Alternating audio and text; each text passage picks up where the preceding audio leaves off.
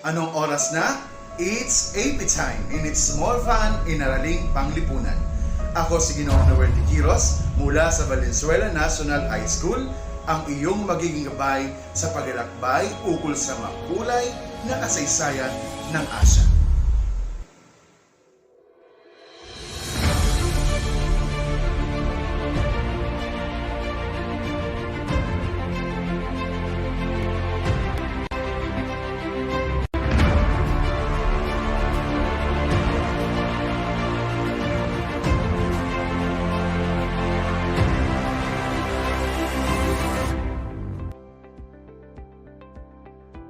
Sentro ng ating talakayan ay ang pagpapaunlad sa iyong kasanayan, kaugnay ng mga pagsusuri sa mga dahilan, paraan at epekto ng kolonyalismo at imperialismo ng mga kanluranin sa silangan at sa timog silangang Asya.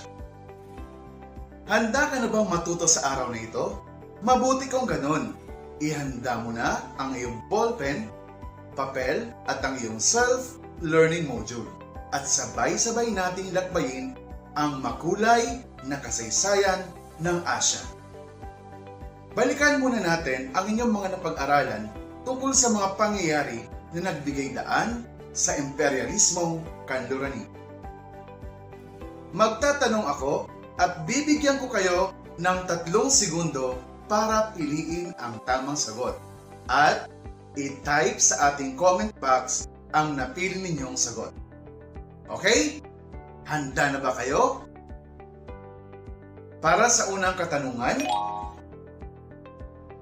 isang kilusan na inilunsad ng simbahan at ng Kristiyanong hari upang mabawi ang banal na lugar, ang Jerusalem sa Israel. A. Krusada. B. Exodus. C. Hajj.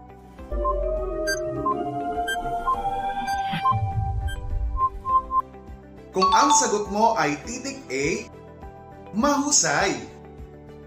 Para sa ikalawang katanungan, isang sistemang pang-ekonomiya na naghahangad ng pagkakaroon ng maraming ginto at pilak bilang tanda ng kapangyarihan at kayamanan sa Europa. A. Sistemang feudal. B. Merkantilismo. C. Krusada.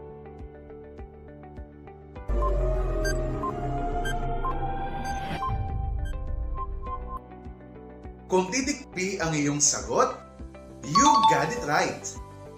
Para sa ating panghuling katanungan, siya ay isang Italianong adventurerong mangangalakal at inilarawan niya sa kanyang aklat ang karangyaan at kayamanan ng China.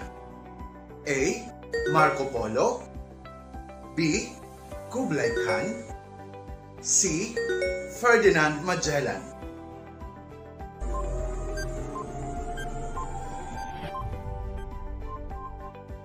Kung letrang A ang napili mo, talagang nakinig ka sa nakaraang aralin dahil tama ka.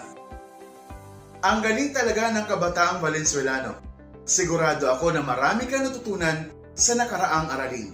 Kaya for sure, ay ready ka na sa paksang ating tatalakayin ngayon. Pero bago natin dagdagan ang iyong kaalaman, pamilyar ba kayo sa kontinenteng ito? Tama! Yan ay kontinente ng Europa. Sa pamamagitan nito, ay tutukuyin ninyo ang mga bansa sa kontinenteng ito na nagkaroon ng teritoryo sa silangan at sa timog silangang Asya. Bibigyan ko kayo ng 3 segundo at i-type sa chat box ang inyong sagot.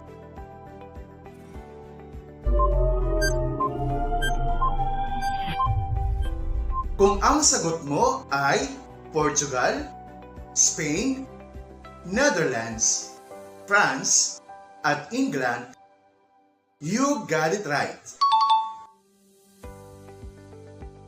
Kaya ngayong araw na ito, ang ating paksa ay tungkol sa kolonyalismo at imperialismo sa silangan at timog silangang Asya.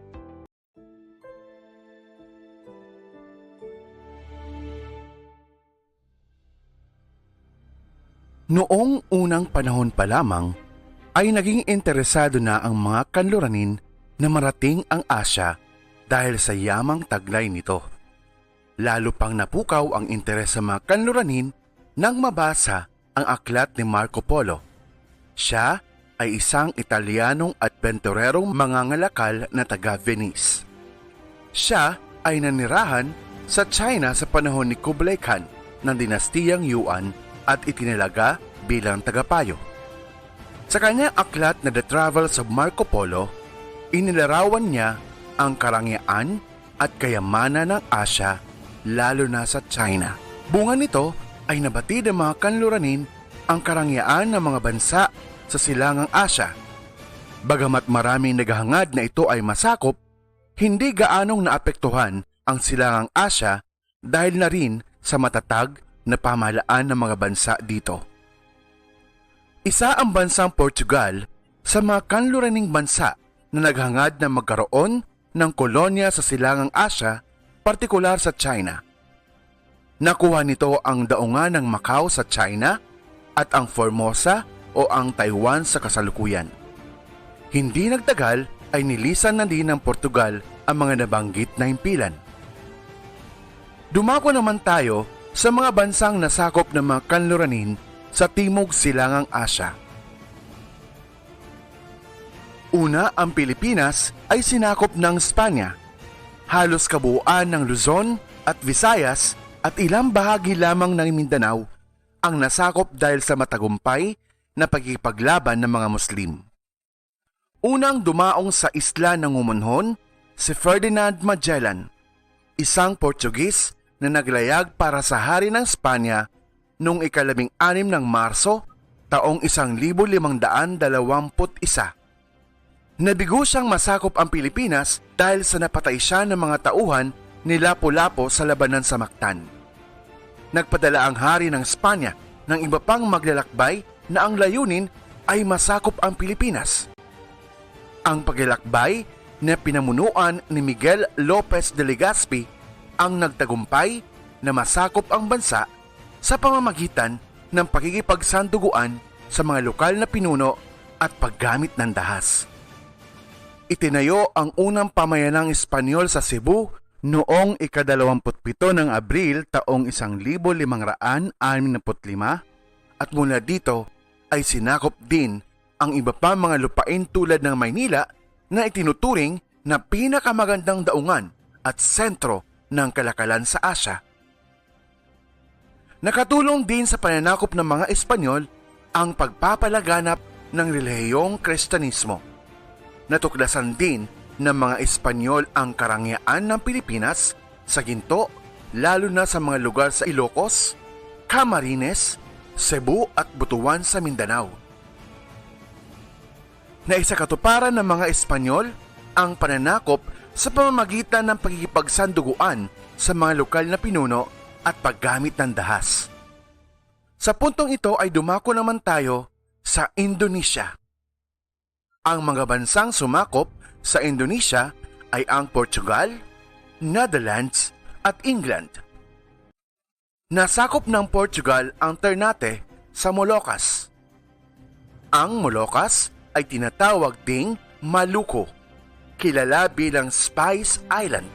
Ito ang lupain na nais marating ng mga kanluranin upang makontrol ang kalakalan ng mga pampalasa. Nasakop naman ng Netherlands ang Batavia o Jakarta ngayon, Ambiona at Tidore sa Moluccas na panandaliang din na kontrol ng England, subalit ibinalik din sa Netherlands. Dahil sa kagustuhan ng mga Dutch na mapanatili ang kanilang kapangyarihan sa Indonesia, nakipag-alyansa ito sa mga lokal na pinuno ng Indonesia at ginamit ang Divide and Rule Policy, isang paraan ng pananakop kung saan pinag-away-away ng mga mananakop ang mga lokal na pinuno o ang mga naninirahan sa isang lugar at ginagamit naman ng mga mananakop ang isang tribo upang masakop ang ibang tribo. Dahil sa pulisiyang ito, nagkaroon ng monopolyo sa kalakalan ng mga pampalasa ang mga Dutch at lalo pang napatatag ng Netherlands ang monopolyo nang itinatag nila ang Dutch East India Company Itinatag ito ng Netherlands upang pag-isahin ang mga kumpanya na nagpapadala ng paglalayag sa Asya.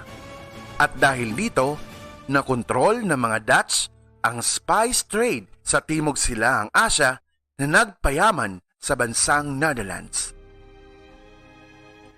Sa Malaysia naman, maraming bansa ang sumakop dito. Ito ay ang Portugal, Netherlands at England.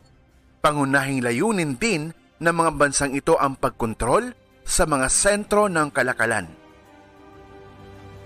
Sinubukan din ng mga Portuges na palaganapin ang Kristyanismo sa mga daungan ng kanilang mga nasakop. Subalit hindi sila nagtagumpay dahil sa malakas na impluwensya ng Islam sa rehiyong ito. Samantala, hindi gaanong naimpluwensyahan ng mga bansang Netherlands at England ang kultura ng Malaysia. Maraming katutubo ang naghirap dahil sa pagkontrol ng mga nabanggit na bansa sa mga sentro ng kalakalan sa Malaysia.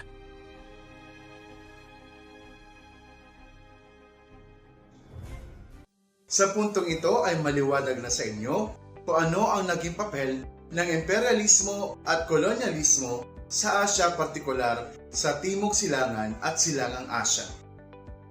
Ginamit ng mga bansang ito ang kailang mga kolonya upang mapalawak ang kailang politikal na kapangyarihan, palakasin ang ekonomiya, at pagyamanin ang kailang bansa sa pamamagitan ng pagkontrol sa mga kalakalan, pagkuha ng mga likas na yaman, madagdagan ang kailang mga likas na hangganan, at magkaroon ng mga base militar sa ibayong dagat.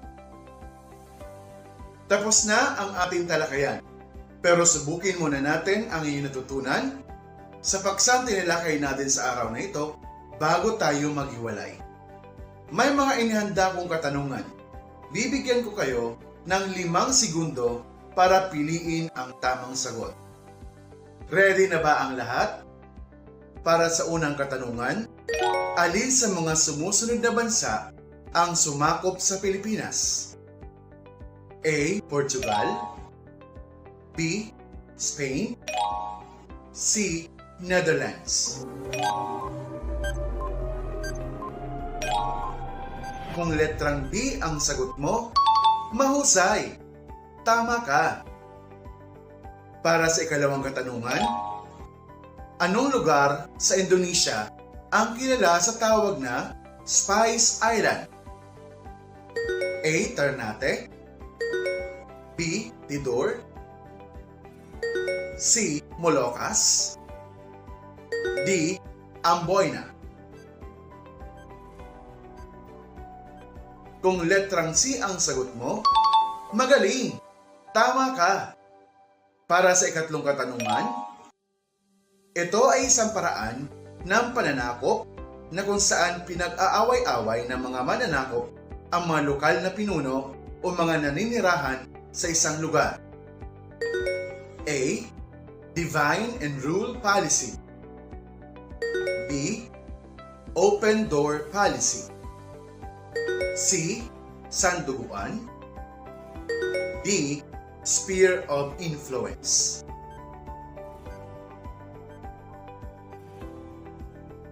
Kung letrang A ang sagot mo, bravo! Tama ka! Para sa ikaapat na katanungan, bakit hindi gaanong naapektuhan ang Silangang Asya sa unang yugto ng imperialismong kanluranin? A. Dahil sa marami ang sundalo rito, B. Dahil sa lawak ng mga bansa sa Silangang Asya, C. Dahil sa matatag na pamahalaan ng mga bansa rito, D. Dahil hindi handa ang mga kanluranin sa pananakop sa mga bansa rito.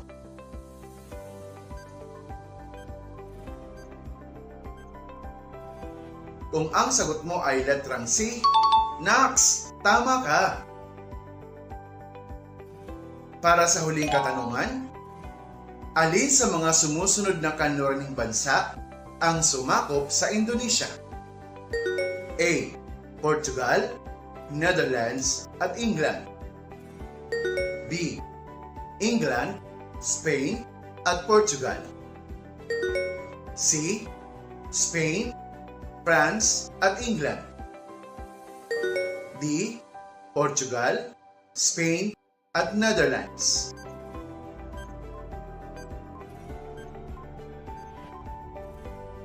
Kung letrang A ang napili mo, tama ang sagot mo. Ano ang score mo? Kung nakuha mo ang lahat ng tamang sagot, mahusay. Kung hindi naman, may pagkakataon ka pang bumawi sa mga susunod nating mga aralin. Bago tayo matapos sa ating aralin, ay bibigyan ko kayo ng karagdagang gawain upang mas mapagyaman ninyo pa ang inyong mga natutunan sa ating aralin ngayon. Suriin ang pagkakaiba at pagkakatulad ng mga karanasan ng mga bansa sa silangan at timog silangang Asya na sinakop ng mga kanluranin. Punan ng tamang sagot ang chart. Muli, ako si Sir DQ, ang iyong naging gabay sa paglalakbay sa makulay na kasaysayan ng Asya.